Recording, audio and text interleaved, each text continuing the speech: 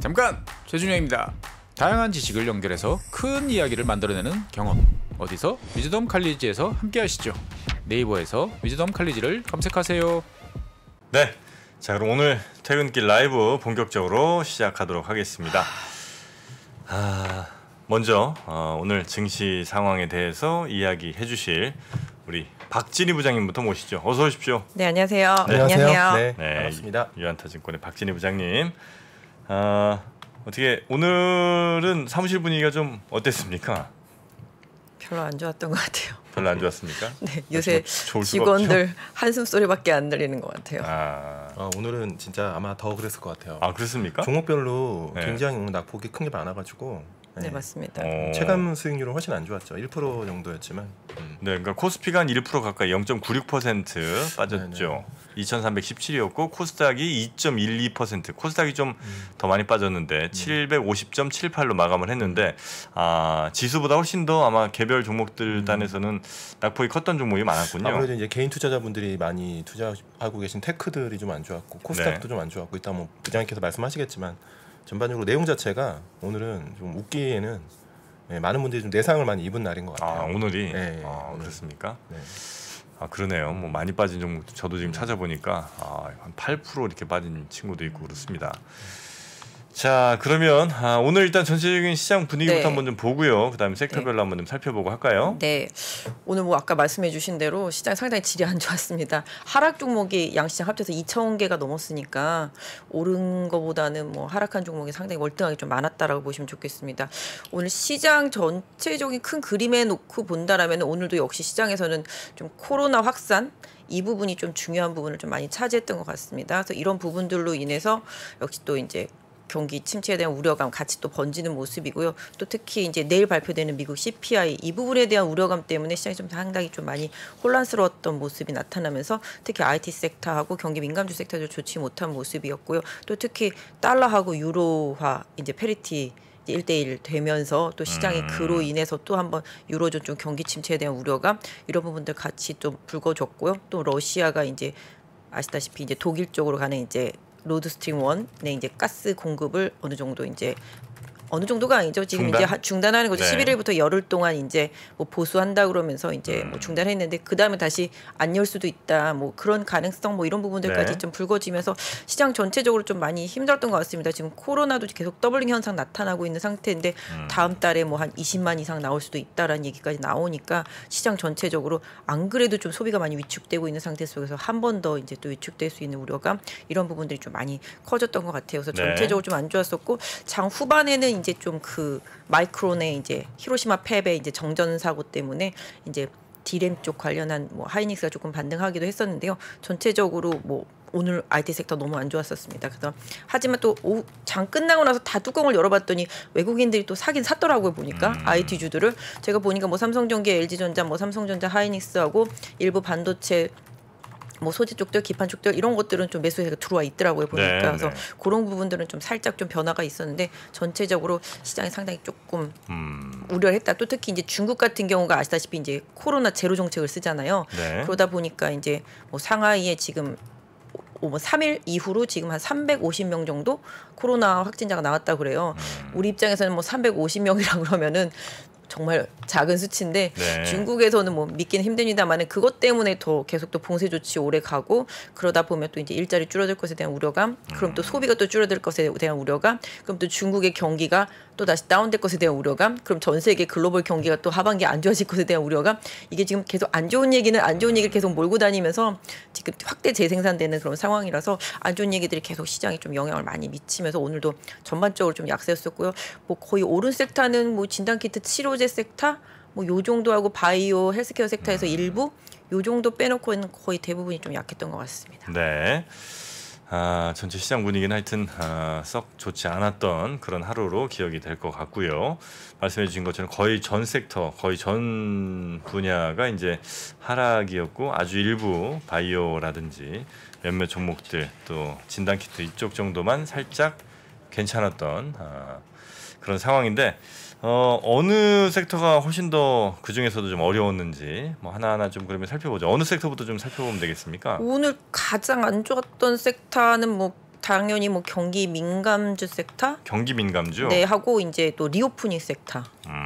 네, 이게 코로나 확산과 또 이제 미국 CPI에 대한 우려감 이런 거, 유럽에 대한 우려감 다 어우러지면서 네. 특히 IT 섹터 쪽들 하고요. 그 다음에 이제 특히 리오프닝 섹터가 가장 좀 최근에 어제도 그렇고 오늘도 그렇고 계속 좀 안 좋은 흐름이 좀 나타났던 것 같아요. 특히 이제 리오프닝 섹터는 뭐 다들 아시겠지만 이제 우리 뭐 거리두기 좀 완화하면서 네. 이제 그다음에 이제 코로나 많이 줄어들면서 어느 정도 이제 실적 회복에 대한 기대치를 좀 생각하고 있었는데 다시 또 이제 코로나 확산되다 보니 또 내일 또 거리두기에 대한 혹시 이제 조정이 발표가 될 때 뭔가 이제 모임을 제한하거나 뭔가를 할 수 있지 않겠냐라는 우려감이 좀 번지면서 더 안 좋았던 것 같아서 내일 거리두기 조정안이 어떻게 발표될지는 모르겠습니다만은 시장이 좀 그 우려감 좀 많이 반영했습니다. 그러다 네. 보니까 항공이라든지 뭐 여행이라든지 뭐 그다음에 또 특히 음식료 일부 뭐 음식료도 뭐 실적이 잘 나오는 젤제당이나 대상 같은 경우는 괜찮았었습니다만은 최근에 뭐 거리두기 완화 조치 때문에 뭐 올랐었던 종목들 일부는 좀 약해지는 모습. 반대로 그래도 실적이 되는 음식료 섹터주들 뭐 오리온이라든지 뭐 젤제당 대상 이런 쪽들은 좀 괜찮았긴 했었는데요.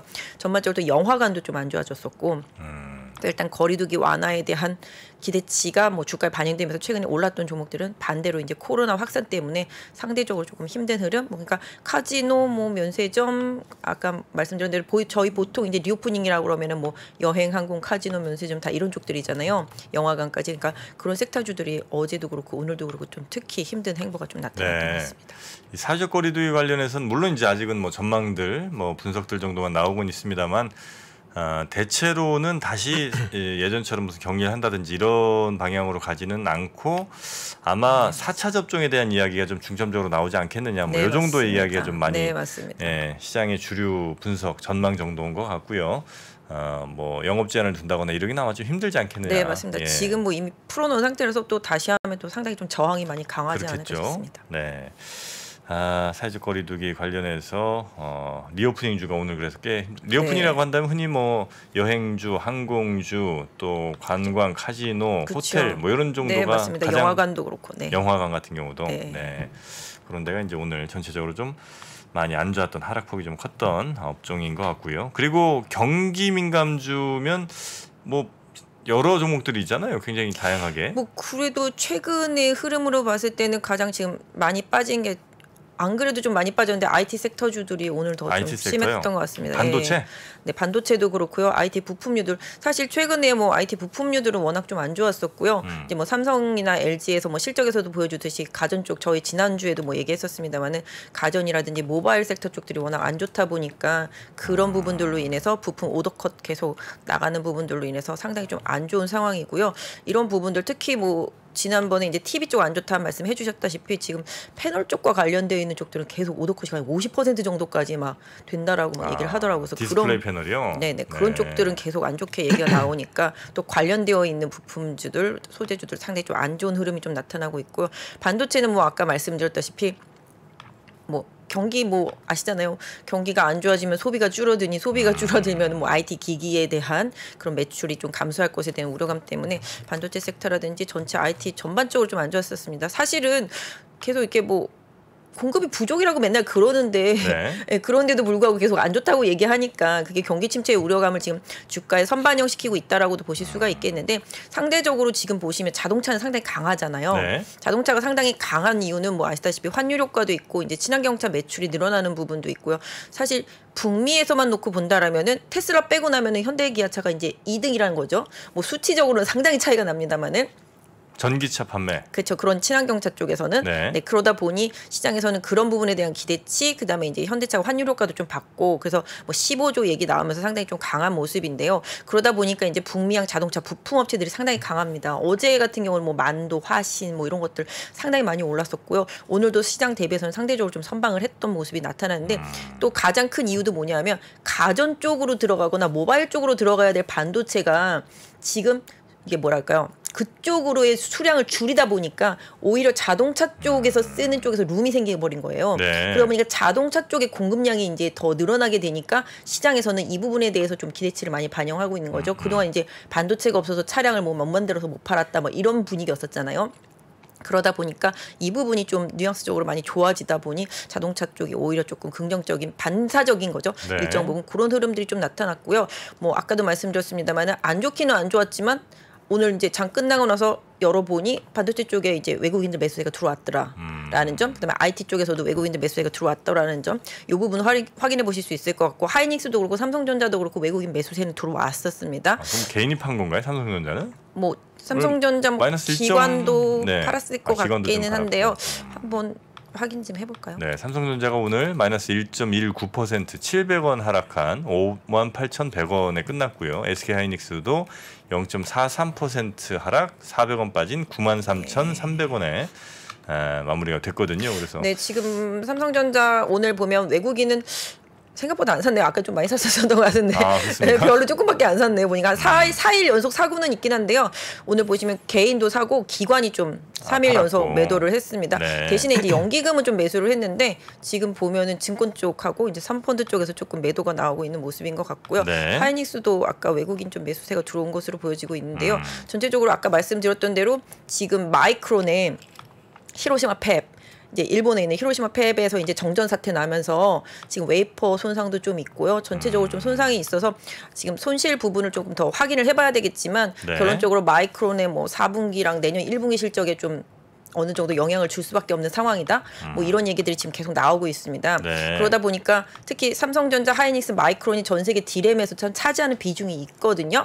그러니까 화면을 한번 보시면 제가 준비해 놓은 화면이 있는데 보시면 아 이거 말고 아까 네, 반도체 차트에 준비해 놓은 거 있었는데 네. 하여튼 있어요. 그래서 아니요, 혹시 저 컴퓨터에 있으시면 그거 보여주세요. 이쪽에 없고 저쪽에 있습니까? 저쪽에 좀 준비가 되어 있어서 네, 맞습니다.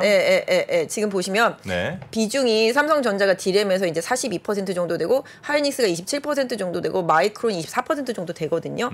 근데 이 마이크론이 그래도 3자 중에 한 명이잖아요. 근데 일단은 이 중에서 마이크론이 히로시마 팹이 담당하는 게 이 전체 비중에서 30% 정도 되거든요. 그리고 이제 글로벌적으로 한 7.2% 정도 되니까 어느 정도 훼손이 좀 있는 거죠. 그러다 보니까 뭐 디램에 대한 부담스러웠던 부분들 그동안 뭐 서버라든지 뭐든지 뭐 안 된다 뭐 이런 부분으로 인해서 실적에 대한 우려치가 있었던 부분들을 일정 부분은 조금 상쇄시켜 줄 수도 있지 않나라는 좀 생각을 하게 되는데요. 기본적으로 좀 반도체에 대한 우려감이 살짝 좀 요 부분으로 인해서 오히려 조금 더 뭐랄까요 남아돌지 않을 수 있다 뭐 이런 느낌 정도. 근데 그런 느낌으로 좀 살짝 좀 다가왔던 뉴스인데요. 그래도 뭐 어느 정도 피해가 가는지는 조금 더 확인을 해봐야 될 것 같고요. 실질적인 피해 규모는 아직 좀 밝혀지진 않았기 때문에 이 부분은 조금 확인이 좀 필요한 것 같은데 기본적으로 지금 안 좋은 좀 투심에 어느 정도 좀 사실 지금 공급이 계속 딸려왔었는데도 불구하고 좀 디램 부분은 좀 그런 우려감이 많이 반영됐었던 상태였었기 때문에 지금의 뭐 뉴스는 어느 정도 하이닉스나 삼성전자한테는 조금 긍정적인 이런 부분들로 조금 작용될 수 있지 않을까 싶습니다. 근데 이제 지금 반도체가 주가가 안 좋은 게 이제 공급의 이슈가 아니고 수요의 이슈다 보니까 이게 미치는 영향은 매우 좀 미미할 것 같아요. 제 생각에는 아예 셧다운하는 게 아니면 어차피 재가동은 되는 거고 그다음에 지금 아마 마이크론이 좀 재고가 있을 겁니다. 맞아요. 재고를 소진하는 쪽으로 가기 때문에 그게 전체적으로 시황 자체를 뭐 스팟 가격을 올리고 이런 상황은 아닌 것 같아요. 제가 볼 때는 지금 제일 우려하는 게 이제 수요거든요. 맞습니다. 그러니까 수요의 이슈는 해결되지 않으니까 지금 주가가 굉장히 약한 거죠, 그죠? 조금만 안 좋은 얘기 나오면 뭐 5에서 10%씩 이제 뭐 중소형주들은 빠지는 거고 이제 삼성전자, 하이닉스는 이제 버티는 수준 정도. 뭐 그런 상황이기 때문에 전반적으로 계속 이 수요 둔화에 대한 우려가 계속 있는 거고 이제 그동안 너무 가동률이 좋았던 그 8인치, 12인치 그 레거시도 지금 주문이 취소되고 있거든요. 맞아요. 그러니까 사실은 이거는 매우 이례적인 상황입니다. 이렇게 빨리 그렇게 지금 8인치 팹이 지금 주문이 꽉 차가지고 뭐 1년 내년까지 기다려야 된다는 얘기가 불과 한두 달 전에 나왔던 얘기인데 지금은 이제 갑자기 주문이 취소되고 있다는 거죠. 그러니까 그만큼 좀 심리적으로 그 경기 위축에 대한 우려감이 상당히 좀 큰 것 같아요. 그럴 수가 있죠. 예를 들면 최종 지금 엔드단에서 최종 수요가 준 거예요. 그러니까 일단 지금 수요가 유지될 줄 알고 발주를 냈다가 지금 최종 수요가 줄어드는 게 보이고 있는 거죠. 고객사들이. 최종 수요라고 하면 자동차 메이커 같은 자동차는 아직은 괜찮고 나머지 이제 뭐 스마트폰이든 TV든 뭐 이런 것들이 너무 빨리 빠지는 거예요. 그러다 보니까 어차피 이 계약이라는 게 어떤 구속력이 없거든요. 그러다 보니까 그냥 이렇게 취소가 되는 겁니다. 지금. 그럼 바로 이렇게 주가에 또 반영이 되고. 그러다 보니까 이제 뭐 DB 하이텍 같은 회사들 최근에 주가가 계속 빠지고 그것 있었죠. 때문에 많이 DB 하이텍을 보니까 오늘 한 16% 가까이 빠진 것 같은데. 오늘은 좀 개별 이슈가 오늘은 있는데 개별 이슈가 있었고요. 지금 한 3개월 쭉 살펴보더라도 계속해서 지금 하락세에 좀 있는 것 같고요.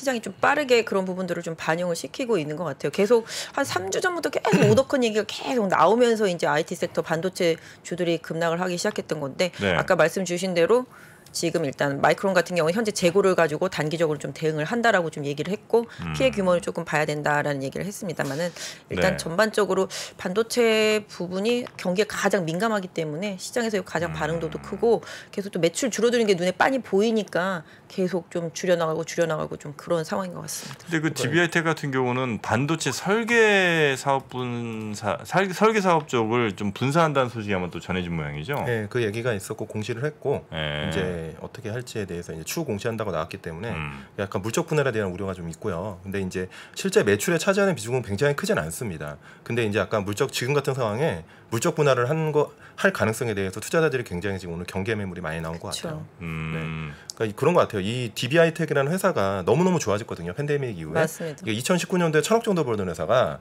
지금은 올해 한 5천억에서 6천억 정도 벌 것 같아요. 하반기 빠져도 5배의 이익을 내서 주가가 많이 오르기도 했는데 네. 올해 지금 거의 2조 밑으로 빠졌거든요. PR 기준으로 3배입니다. 근데 이제 중요한 건 내년도 실적에 대해서 지금 가늠할 수가 없기 때문에 주가의 하방에 대해서 지금 굉장히 고민이 많은 것 같아요. 시장에서. 예전부터 좀 실적 대비해서 주가가 많이 못 올라간 게 이제 계속 신규 투자를 계속 안 하는 부분, 증설을 안 하는 부분 이런 부분이 항상 DB하이텍에서는 약점이었었거든요. 근데 또 이번에 이런 좀 안 좋은 소식이 나오다 보니 시장에서는 좀 더 화들짝 놀라면서 그러니까 반응이 좀 강했던 것 같아요. 저 주변에도 DB하이텍 들고 계신 분도 많고 네. 그다음에 저랑 논쟁도 많이 했는데 그러니까 저는 이 회사 이렇게 보거든요. 그러니까 우리가 투자자들 입장에서 매우 답답해요. 이게 8인치가 이렇게 지금 팹이 장난 아니게 지금 빡세게 맞아요. 오더가 들어오는데 네. 증설을 왜 안 해. 증설 안 하냐? 그럼 회사가 정확히 얘기하거든요. 어떻게 될지 모른다. 맞아요. 앞으로. 그러니까 이런 거는 회사가 되게 맞는 거예요. 그래서는 회사가 지금 뭔가 굉장히 옛날에 어렸을 때 적자도 막 내고 그랬잖아요. 네. 그렇기 때문에 회사에서 결정을 지금 안 하고 있는 거 가지고 투자자들이 미리 언젠간 할 거야. 라고 해서 밸류에이션을 땡기면서 이제 그런 부분에서 주가가 너무 많이 가파르게 오른 거죠. 네, 그런 부분이 좀 있었던 것 같아요. 네. 근데 그 PR이 굉장히 낮은 편이군요. 지금 DB하이텍. 지금 올해 실적은 중요하지 않은 거죠. 지금 일단. 지금 다 그렇잖아요. 2분기 숫자가 다 좋거든요. 지금. 그런데 이제 실적이 내년 정말, 생각하면 지금 S&P 500의 기업들도요. 2분기 실적 조만간 릴리스 되겠지만 다 좋을 겁니다. 근데 지금 이제 우리가 지금 걱정하는 건 올 하반기나 내년인 거니까 네, 지금 그거에 대한 우려가 완화되기 전까지는 주가가 의미 있게 반등하기가 쉽지는 않은 거죠. 전 업종이 다 그런 것 같아요. 지금 2분기까지는 좋은데 3분기, 4분기에 대한 퀘스천이 들어간 거잖아요. 네. 특히 이제 미국 같은 경우 이제 이번 주 계속 실적 발표 시즌 들어가는데 이 부분 상당히 지금 시장에서 우려하고 있는 게 사실 미국 같은 경우 첫 스타트를 거의 금융 쪽에서 이제 계속 실적이 나오거든요. 네. 근데 금융주들이 좀 실적이 컨센이 안 좋은 것 같더라고 보니까 그러다 보니까 실적 발표 포문을 열어주는 금융 섹터 쪽에 실적이 안 좋다 보니 괜히 전반적으로 이제 시장에서 조금 부담스럽게 생각하는 부분인 거죠. 그러니까 처음에 스타트를 할 때 실적이 좋게 나오면은 그래도 괜찮은데 네. 계속 실적이 안 좋은 금융 섹터 쪽이 계속 이제 실적 발표를 하게 되니까 미국 시장에서 조금 실적 발표하는 시즌에 들어가는 또 이번 주부터 발표되니까 이 부분의 우려도 좀 많이 커서 미국 시장도 네. 빠졌고 우리 시장도 마찬가지. 그래서 기본적으로 지금 시장이 2분기는 좋아. 하지만 3분기, 4분기는 어떡하지? 뭐 이런 뉘앙스가 상당히 큰 것 같아요. 지금 뭐 제가 아까 하나 봤는데 이게 지금 보시면 이제 국내 우리나라도 마찬가지인 것 같아요. 미국도 마찬가지겠지만 우리나라도 보면 이제 저희 보통 이제 BSI 하잖아요. 기업 실사지수라고 해서 이게 100 이상에 있으면 이제 확장 기업들이 이제 좋게 생각하는 부분들이고 실질적으로 100 이하 단으로 내려가면은 안 좋게 보는 부분인데 지금 3분기 단으로 가게도 보시면은 아시겠지만 이제 100 이하로 내려가기 시작한단 네. 말이에요. 그래서 이 전망이 그래서 이런 부분들을 봤을 때 이건 어차피 기업들 제조업들 국내는 뭐 제조업 기반이다 보니까 이런 쪽들이 안 좋을 것이다라고 예상치가 계속 올라가고 있으니 결과적으로 시장에서는 이런 부분들이 계속 주가에 지금 선반영이 되고 있는 상태라고 보시면 좋을 것 같고요. 일단 그런 부분들은 뭐 어떻게 할 수가 없는 것 같아요. 지금 여러 가지 벌어지는 현상들이 계속 소비를 이렇게 위축시키는 부분들로 계속 나오는 여러 가지 상황들이 번지고 있기 때문에 이 소비의 위축 이 부분으로 인해서 계속적으로 감소될 수 있는 부분들, 그다음에 경기가 위축될 수 있는 부분들에 대한 우려감은 계속 산업 전반으로 계속 번져 나가고 있다고 보시면 맞을 것 같습니다. 네. 그러니까 결국에는 지금 CPI 나올 때까지는 이제 쉽지 않은 게 얼마 안 남았잖아요.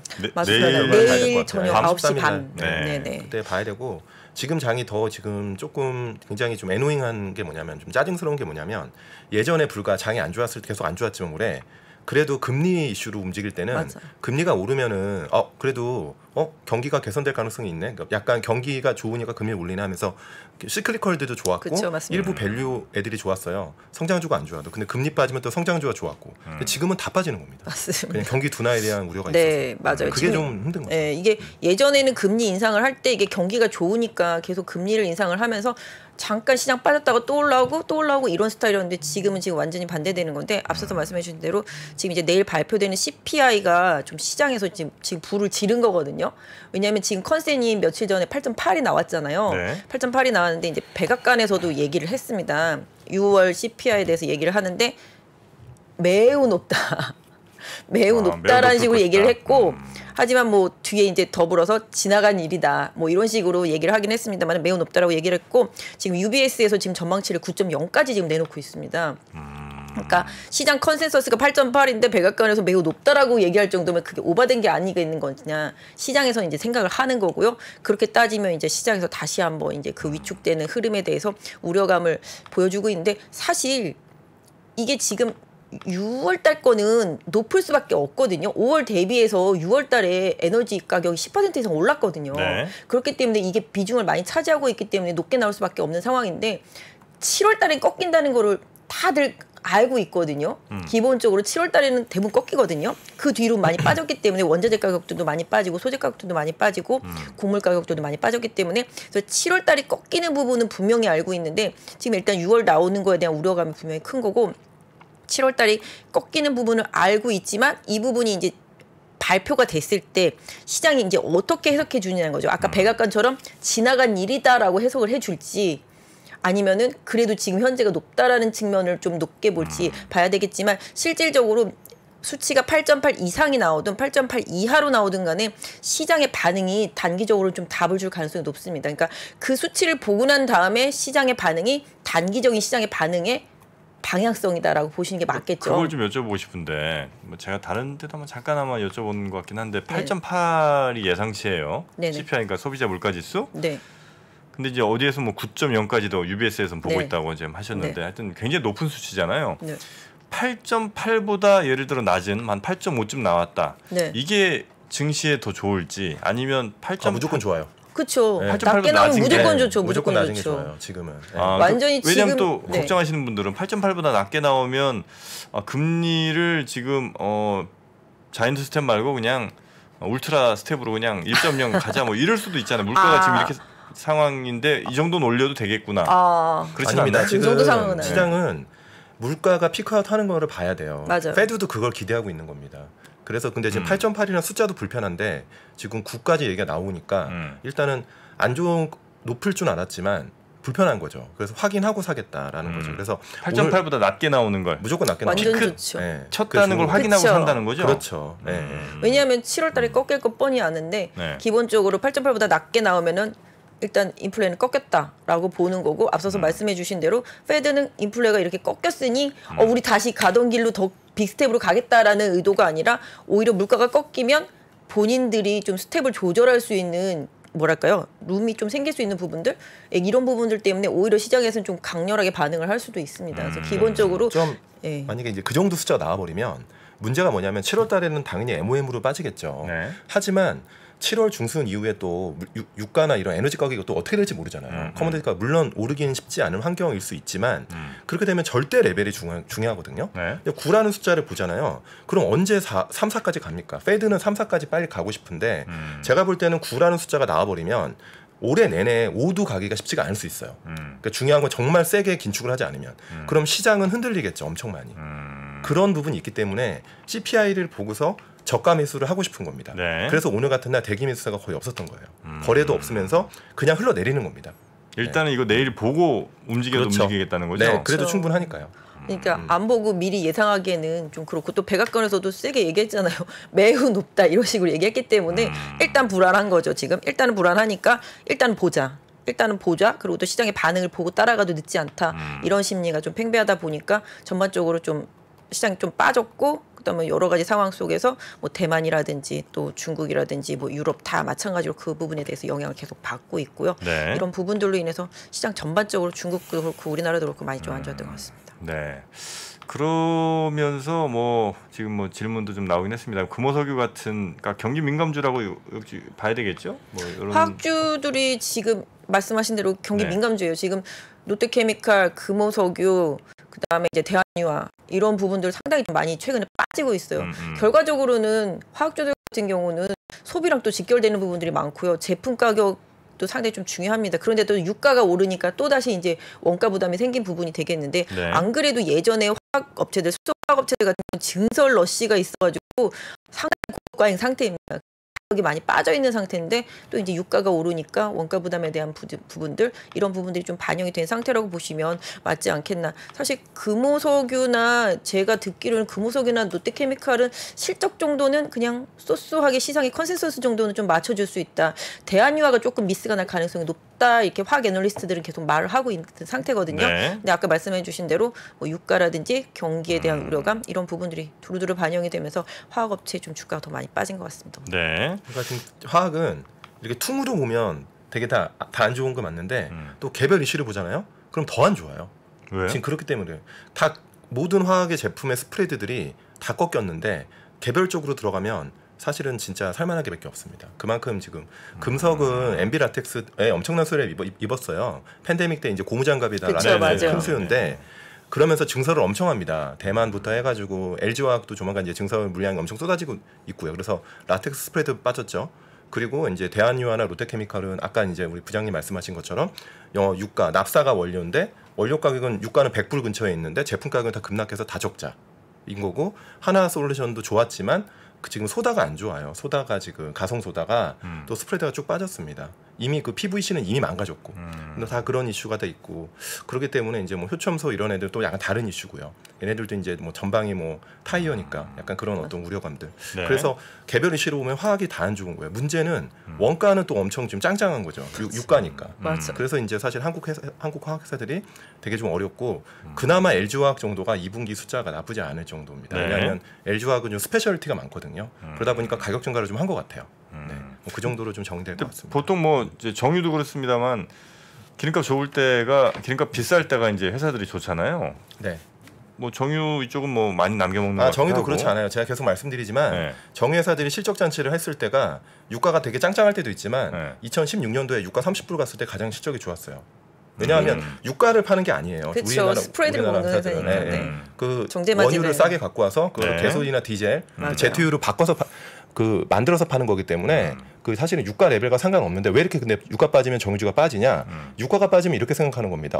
경기가 안 좋으니까 휘발유나 가솔린과 디젤, 뭐 제트유 이게 다 수요가 빠지겠구나. 소비주로 들구나. 네, 그렇죠. 그런 어떤 부담 때문이지. 그거 말고는 사실 스프레드는 지금도 물론 맞아요. 높은 레벨에서 내려오긴 했어요. 말도 안 되는 레벨, 디젤이 40불 레벨에서 그 정제 스프레드가 지금 30불, 20불 중반으로 빠졌지만 그럼에도 엄청나게 높은 레벨입니다. 맞아요. 옛날에 평균이 디젤 같은 경우는 5불, 6불이었어요.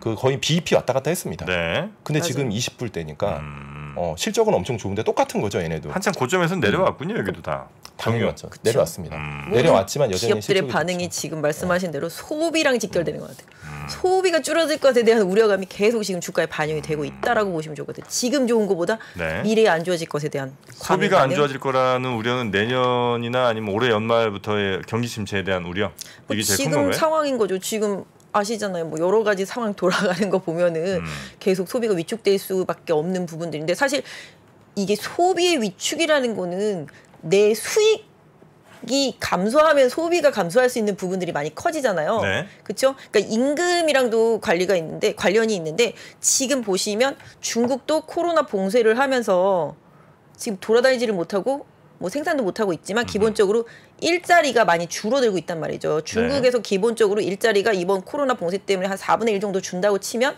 그 중국의 인구가 써야 되는 그런 그러니까 소비력 이런 부분이 줄어드는 부분이 되겠고 임금을 많이 못 받으니까 소득 자체가 줄어드니까 특히 뭐 미국 같은 경우는 이번 고용지표 보시면 잘 나왔잖아요. 한 3.6 정도 나왔는데 미국 같은 경우도 이 정도면은 거의 완전 고용 상태에 준하는 수준이다라고 보는 거죠. 그러니까 미국 같은 경우는 그래도 소비가 좀 난데 다른 쪽들 같은 경우는 지금 계속 기업들이 자른단 말이에요. 네. 테슬라도 잘랐지만 지금 리비안도 또 자르고 있단 말이에요. 그러니까 기업들이 비용을 줄이기 위한 노력을 계속하는 거죠. 경기 침체로 갈 것 같으니까 매출이 줄어들면서 이런 부분을 보존하기 위해서는 고정비를 줄여야 되니까 계속 기업들이 인력 구조 조정을 한단 말이죠. 그럼 이 인력 구조 조정을 하면서 실업이 올라가기 시작하면 구매력이 당연히 줄겠죠. 소비가 줄고 이런 부분들이 또 계속 그 경기 위축, 경기 침체 이렇게 가는 사이클이 계속 뭐랄까요? 더 그러니까 엑셀레이터를 밟아주는 역할 뭐 이런 부분들이 좀 되는 거고 네. 그런 부분들로 인해서 소비력의 감소 이런 부분들이 결론적으로는 지금 모든 기업들이 경기 침체에 준하는 수준의 우려감을 주가에 계속 네네. 반영시키는 그러면 이제 원인이. 현상을 얘기했잖아요. 그러면 이제 이렇게 질문하실 수 있죠. 그럼 어떡하라고? 그러죠? 저는 이렇게 얘기합니다. 지금 수요 둔화는 정도의 폭의 문제지 오긴 올 것 같아요. 근데 이제 어느 정도인지 모르겠다는 거지. 짧게 오면 소프트 패치, 짧은 침체, 네. 길게 오면 리세션. 근데 우리가 그거 지금은 모릅니다. 그러면 이제 어떻게 할까? 그러면 우리가 수요단을 몰라. 그죠? 수요단은 가장 예측도 어렵고 틀리기 제일 좋은 곳입니다. 맞습니다. 정말 저명한 이코노미스트를 데려와서 수요 어떻게 될래? 다 틀립니다. 10명 중에 1명 맞추겠죠. 우연히. 그거는 장을 예측하는 거나 비슷한 거죠. 그러면 이제 공급은 어떨까요? 우리는 공급은 잘할 수 있어요. 그럼 지금 공급이 수요가 안 좋은데 공까지 늘어난다. 이거는 무조건 버려야 됩니다. 네. 근데 공급은 늘기가 어려운 부분은 그나마 버틸 수 있는 거죠. 그런 부분이 저는 이제 뭐 자동차 같은 회사들이 자동차는 지금 공급이 아무튼 내연 기간이 줄고 있습니다. 전기차로 가고 있고 네. 그 다음에 이제 정유 같은 회사는 지금 정제 설비 누가 투자합니까? 네, 전기차 시대에. 그런 부분에 있어서 저는 공급이 늘어나는 애들은 진짜 죽을 것 같고 잘못하면 그렇지 않고 공급은 어느 정도 방어가 되는 애들이 그나마 버틴다. 그게 좀 반도체 같은 거죠. 네. 전자하이닉스 마이크론 과점이잖아요. 그러니까 그런 쪽으로 한번 접근을 해보시고 공부를 한번 해보세요. 네. 소비가 줄어드는 거는 우리나라에서도 지금 확인이 됩니까? 아니면 확인 안 되는데 그럴 거라고 예측을 해서 이제 겁을 먹는 거예요? 예를 들면 지금 일부 지금 소비가 저번에 계속- 타겟 이런 거 네. 보시면 아시겠지만 회사가 제일 잘 알거든요. 네. 타겟이나 월마트 보시면 이미 소비가 줄고 있다고 얘기를 하고 있습니다. 그러니까 그래서 그들의 주가가 매출이 급락한 줄어들고 거예요. 있어요? 네네네. 아. 그게 지금 느껴지고 있는 거예요.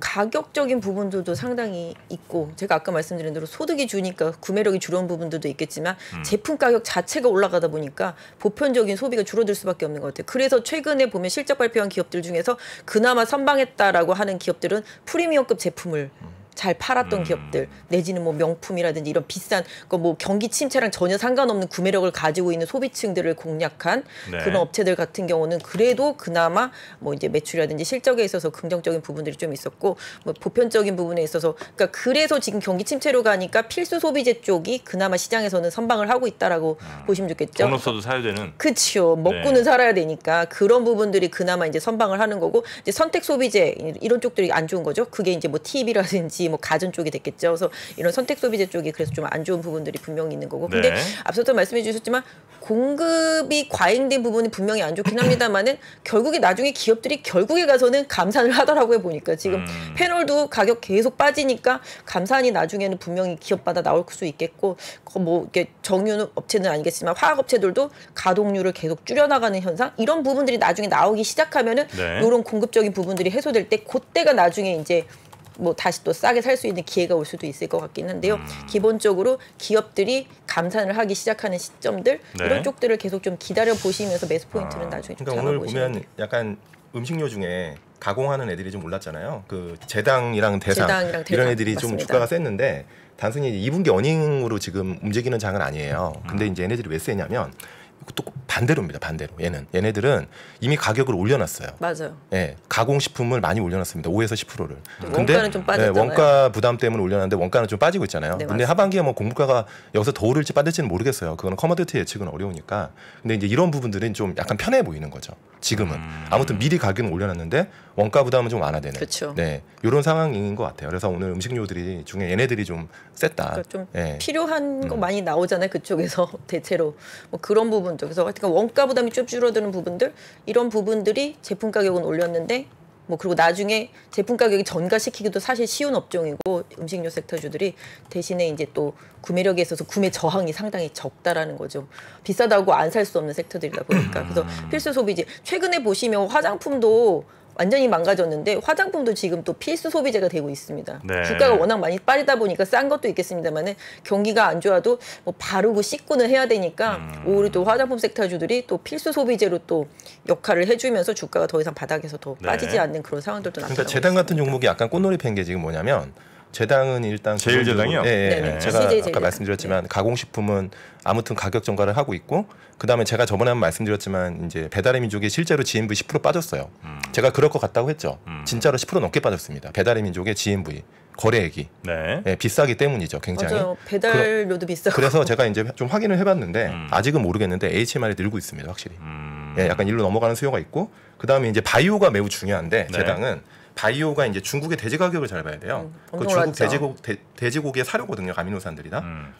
근데 돼지고기 가격이 최근에 많이 올랐어.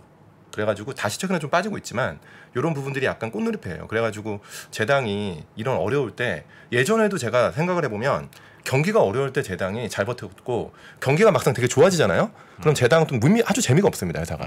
네, 그래서 그런 측면에서 제당도 한번 이번에 공부해 보시면 괜찮을 것 같아요. 네, 이럴 때 제일제당도 음식으로. 주가 바닥권에 있어서 괜찮은 네. 것 같아요. 아미노산 같은 경우도 뭐 아시다시피 이제 그런 사료에 들어가는 성장 촉진제 그런 역할을 해주고 있기 때문에 그런 부분들도 최근에 좀 괜찮았던 것 같아요. 그래서 네. 음식료 섹터주들은 좀 경기 방어적인 성격의 필수 소비재로 네, 좀 시장에서 좀 한번 보실만한 것 같습니다. 두 분 말씀 쭉 들어보면 지금 기업 실적 꺾이는 게 이제 시작 같거든요, 느낌이. 그렇죠.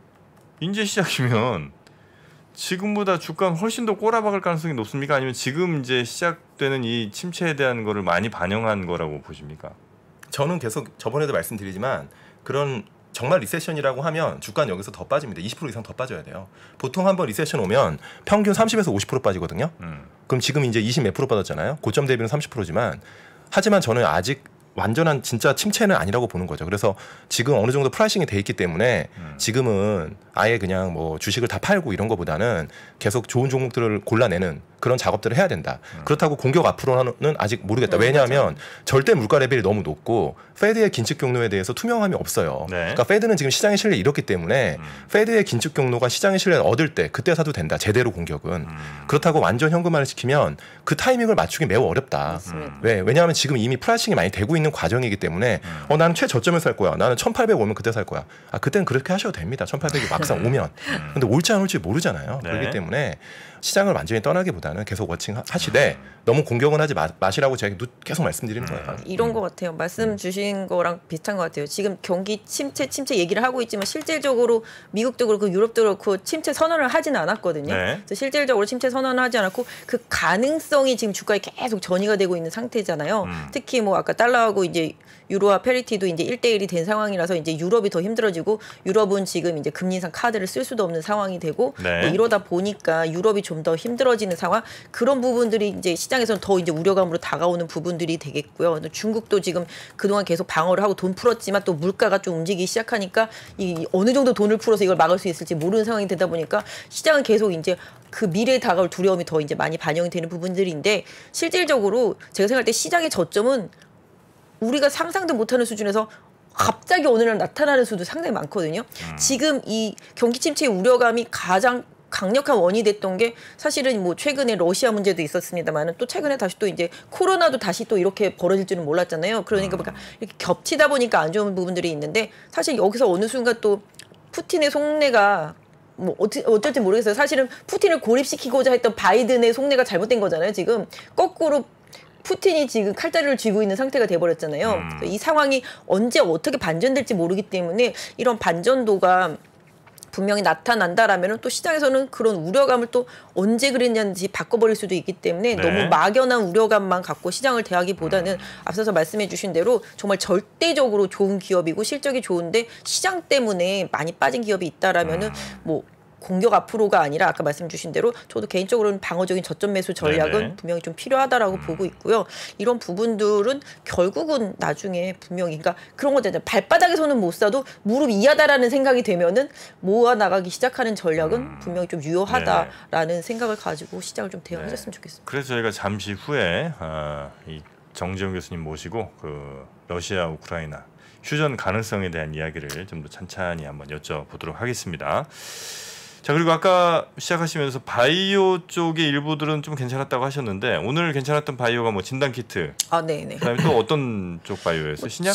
진단 키트랑 뭐 일부 임상 기대되는 신약 관련주들 그리고 최근에 워낙 뭐 제약주들이 좋습니다. 오늘은 뭐 휴젤 매각 이슈 때문에 휴젤도 막 급등하고 보톡스 섹터도 급등하긴 했습니다만은 기본적으로 바이오 섹터주들이 최근에 진단 키트는 제가 봤을 때 수요가 갑자기 더 막 늘어나니까 결국은 좀 매출에 영향을 줄 수밖에 없겠고 최근에 뭐 SD 바이오센서가 외국 업체 인수하는 그런 부분들에서 보듯이 진단 키트뿐만 아니라 이런 진단 업체들이 상당히 중요하거든요. 네. 헬스케어 산업에서만 본다라면은 이런 예방의학 쪽이 상당히 중요합니다. 그래서 이런 부분을 계속 확장되는 부분들 고려해 본다라면 단순히 그냥 진단 키트라고 이게 치부해 버리기는 어렵고 이런 기업들에 대해서 긍정적인 평가들은 계속 줘야 돼야 되겠는데 주가 자체도 힘이 좀 살아있는 상태에서 좀 많이 올라왔고요. 다만 개인적으로 봤을 때 진단키트 자체는 매출이 올라갈 거는 확실해 보이지만 기본적으로 아 너도 나도 나 우리도 백신 할래 뭐 우리도 치료제 만들래 뭐 이랬던 기업들 이런 기업들은 오히려 좀 최근에 급등한 부분들을 기점으로 해서 조금씩 비중을 줄여나가시거나 뭐 물렸던 분들이라면 잘 정리하시는 타이밍으로 이번 코로나 확산 시기를 좀 삼아보시는 게 좀 어떨까 싶고 네. 뭐 코스닥에 있는 시총 상위 바이오 섹터 중에서는 좀 움직임이 좋은 것들이 좀 몇 개 있습니다. 요새 그런 부분들을 좀 잘 골라내셨으면 좋지 않을까. 사실 뭐 바이오도 매출 생각하면서 매매하는 기업들은 아니잖아요. 그러다 보니까 지금 금리 인상에 대한 노출도 이런 것 때문에 이제 성장 섹터로서 상당히 많이 급락을 했었는데 네. 오히려 또 거꾸로 돌아오니까 뭐 바이오랑 경기랑 무슨 상관이야 뭐 이런 식으로 돼버린 거죠. 그러다 보니까 오히려 시장에서 또 가격은 싸고 뭐 경기의 노출도는 적다 보니 네. 오히려 시장에서 또 거꾸로 좀 선택받는 흐름들 이런 부분들이 최근에 좀 많이 나타나고 있는 것 같습니다. 네. 그러니 진짜 쭉 한번 제가 찾아보니까 뭐 이른바 코스닥에서 이른바 빨간색이라고 하는 오늘 상승을 했던 종목들을 보니까 뭐 HLB, 셀트리온 헬스케어, 그다음에 저 휴젤이 좀 많이 올랐고요. 카나리아 바이오. 네, 그런 것도 있더라고요. 카나리아 바이오는 저는 처음 들어보는데. 저도 이름 처음 들어봤는데. 네. 카나리아 바이오는 그냥 뭐 좀 조심하셔야 돼요. 이런. 아니 근데 여기는 시총이 작지 않은 회사예요. 1조. 네. 네? 1조가 된 거예요. 1,000억짜리가 1조 된 거예요. 아, 최근 그래요? 6개월 동안에 이런 거 좀 조심하셔야 돼요. 저희가 모르는 사이에 개별주 중에서는 정말 대박주들이 엄청 많아졌네요. 보니까. 굉장히 많이 올랐군요. 네. 자, 하여튼 뭐 그런 종목들, 그러니까 바이오 종목들이 네. 오늘 상승이 거의 유일한 상승을 네, 보였던. 요새 좀 시장에서 코스닥에서 가장 핫한 것 같아요. 왜냐면 많이 빠졌고 아까 말씀드린 대로 실적이랑 별로 연동 안 하고 그 다음에 경기랑 민감하지도 않고. 현대사료가 카나리아 바이오가 됐군요. 아, 네. 현대사료가. 현대사료가 왜 최근에 많이 올랐었잖아요.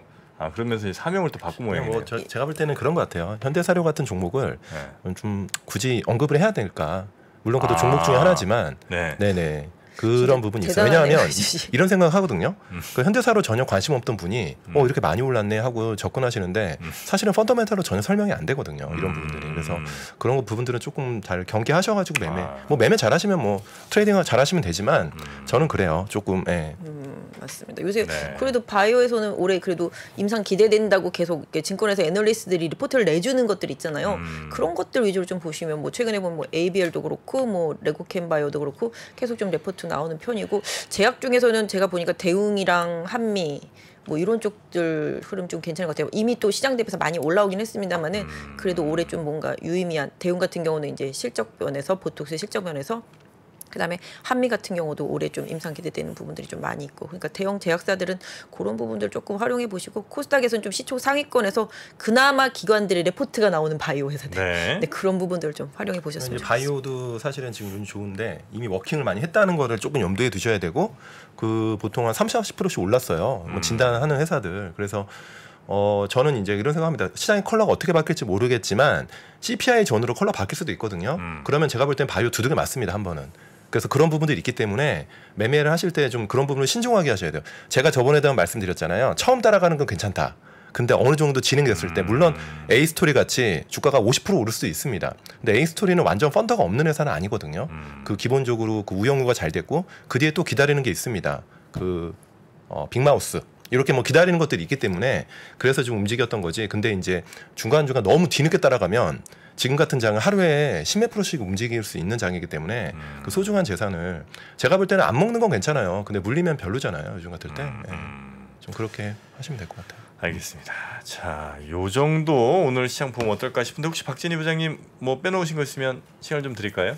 뭐 사실 뭐 빼놓은 것보다는 뭐 전체적으로 뭐 IT 2차 전지 뭐 2차 전지 쪽들도 사실 좀 많이 안 좋았었는데요. 네. 뭐 테슬라 뭐 리비안 이런 쪽들도 계속 감원하는 이슈. 그다음에 이제 유럽이 우리 K 배터리의 좀 전진기지 미국도 마찬가지였었는데 유럽 쪽에서도 지금 워낙 안 좋다 보니까 일단 뭐 전기차 보조금을 없애서 오히려 이런 부분들이 조금 부담이 되지 않겠냐 뭐 이런 얘기들도 좀 나오고 있으니까 네. 2차 전지 이런 부분들도 계속 좀 뉴스나 이런 부분들 나오는 거 조금 살펴보실 필요가 있지 않을까 싶고요. 전체적으로 지금은 제가 봤을 때는 미국보다는 지금 유럽이 가장 리스크한 흐름이 나타나고 있어서 유럽 쪽에서의 반응 아까 말씀드린 대로 이런 부분들 계속 조금 살펴보셔야 될 것 같아요. 뭐 섹터뿐만 아니라 유럽 경기에 대한 전체적인 우려감이 좀 많이 커지고 있다. 이 부분을 조금 계속 좀 주목해서 관찰하셔야 될 것 같아요. 네.